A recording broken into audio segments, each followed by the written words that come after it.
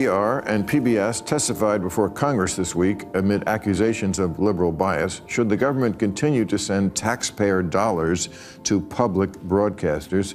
Well, a little background here. I mean, they've been after them the Republicans have wanted to get rid of PBS for as long as I can remember. This crowd will probably do it. I mean, I also read my namesake, Catherine Maher, was head of NPR, and she said, "We're completely unbiased. Give me a break, lady." I mean, they're crazy far left. Heads of NPR and PBS testified before Congress this week amid accusations of liberal bias. Should the government continue to send taxpayer dollars to public broadcasters? Well, a little background here. I mean, they've been after them for the Republicans have wanted to get rid of PBS for as long as I can remember. This crowd will probably do it. I mean, I also read my namesake.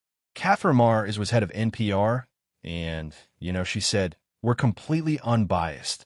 Give me a break, lady." I mean, they're crazy far left. Bill Maher recently squared off with woke liberal John McCarter on his show, and it was absolute fireworks. The university professor, famous for championing woke ideology, walked right into a buzzsaw. It felt like Maher had been waiting his entire career for this showdown. He didn't just check and cured her. He torched him with a verbal beatdown that'll echo in academic halls for years. If you're into no-holds-barred political smackdowns, hit that subscribe button because this one gets spicy fast. John, you work at Columbia University. I do. Speaking of clown cars, and I should say that I have been on a blissful sabbatical for the entire year. Lucky you. I only know so much, but go ahead. All right. Well, LA starting last week. Trump is going to war now on elite universities. Now, I cannot be a hypocrite. I went through my book that came out last year. It'll be out in paperback very soon. And I can't be a hypocrite. I wrote down some of the things that I have said over the past that were gathered in the book. Don't go to an elite college. It makes you stupid. Elite universities are the mouth of the river for man, which manner all radical left a liberal. Yes, a liberal nonsense flows. They're 4-year daycare centers for the crybullies of the privileged to complain about privilege. College today is not the college you remember. It's a day spa and a North Korean re-education camp put together. Bill Maher just couldn't wait for the segment to begin. Right from the jump, he went straight for the jugular, blasting our elite colleges for transforming into woke indoctrination factories. He torched Ivy League institutions for being ground zero in the crusade for preferred pronouns, identity confusion, and revisionist activism. I didn't hold back, calling them out for fueling anti-Israel protests and turning academic spaces into political battlegrounds. These schools didn't just go woke. They led the charge in claiming men could become women, even shoving biological males into women's sports under the guise of progress. And let's not forget, they're the same institutions handing out 6-figure degrees while teaching that objective truth is somehow oppressive. Maher's takedown was long overdue and brutally precise. He was a man on fire, and the ivory tower was his target. They're factories. If ignorance is a disease, Harvard Yard is the Wuhan wet market. Okay, so that's where I am.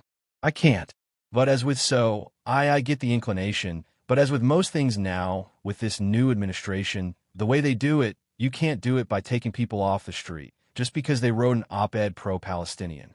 I'm not pro-Palestinian the way they see it either, but that these people who were just disappear because they have a tattoo. I'm so glad I don't have tattoos. I don't believe the students were arrested simply for anti-Semitism. They were arrested for breaking one or more laws governing protests. Plain and simple. Let's not twist facts.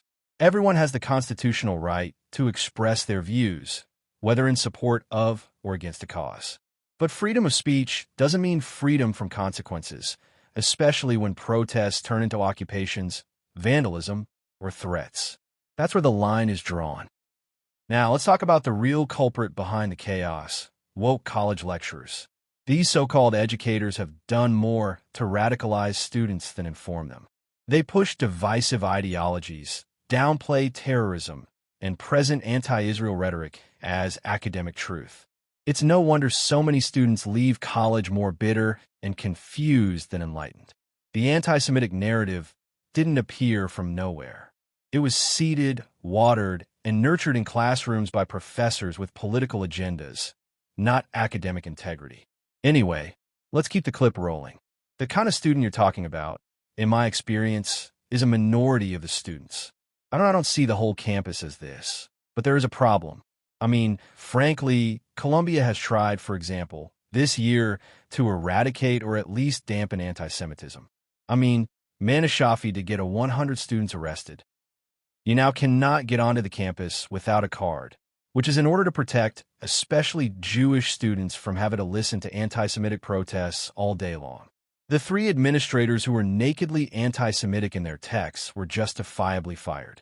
But the thing is, I don't think this is really about anti-Semitism. Fortunately, from Curator, he does agree that anti-Semitism has no place on college campuses and that Israeli students deserve to live, study, and thrive in peace.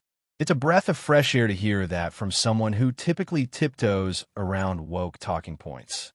And yes, it's encouraging to see institutions like Columbia finally stepping up, implementing measures to ensure Jewish students feel safe and protected.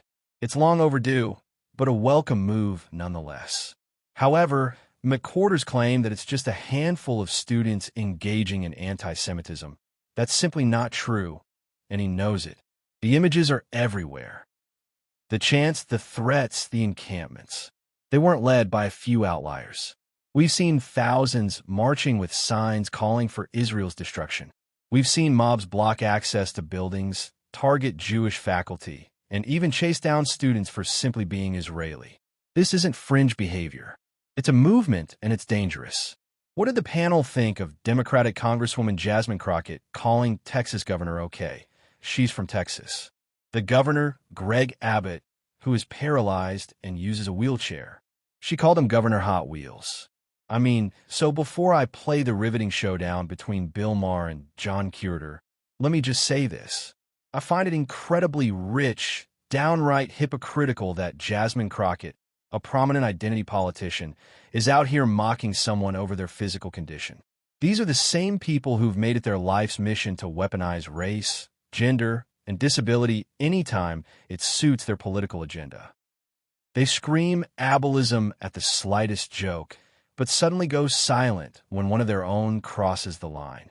So, when Jasmine Crockett uses Texas Governor Greg Abbott's disability as a punchline, it doesn't just have poor taste, it exposes her entire facade. The moral high ground they love to preach from crumbles the moment it's no longer politically convenient. Her remarks weren't just offensive. They revealed the ugly truth behind the performative compassion these identity-obsessed elites pretend to champion. Congressperson Crockett is part of the new trend where informality is okay, where formality used to reign. Okay, fine. That's been going on since the 60s. So, her routine is that she wants to bring a little bit of what I might quaintly call the ghetto cat fight into these spaces. I get it. Bring a black exploitation movie or something into Congress. Great. Working, but you do not make fun of the fact that somebody lives their life in a wheelchair. That doesn't work. Crockett mocking Governor Greg Abbott's physical condition is a deal breaker for me. Not because I'm trying to defend Abbott personally, but because it completely shatters the narrative that she and her woke allies constantly push. These are the same folks who scream about inclusion, empathy, and protecting marginalized communities until it's someone they politically disagree with. Then suddenly mockery and cruelty become fair game. And let's not ignore the silence from prominent Democrats. Where was the outrage? Where were the think pieces and emotional Twitter threads? Crickets. Now flip the script. Imagine if Donald Trump or any Republican had said something even remotely similar. The media would have exploded. Hollywood would have launched a hashtag campaign, and Crockett herself would have probably held a press conference through tears. But because it's one of their own, the double standard kicks in, and it's business as usual. Hypocrisy at its loudest and ugliest. Interestingly, Ma had a different take. Brace yourselves, guys. The fight starts from here. I'm really not. You know why? Because I'm a big fan of Family Guy. And they had Am I Wrong? Every week. One of the characters Joe the cop, is in a wheelchair, and every week there's 20 jokes about him being in a wheelchair and nobody died. And then, I just think everybody has to, lighten up a little. Yeah, it's terrible to be in a wheelchair, but it's not like it's news to him. Applause. And you don't know. And this is where Bill Maher really poked the bear. His blunt, "I don't care" response lit a fire under McCurder, who seemed genuinely rattled, clearly believing Ma had abandoned all logic.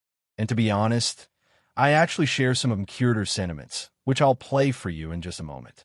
His reaction wasn't baseless. Maher's indifference, whether performative or sincere, raised eyebrows for a reason.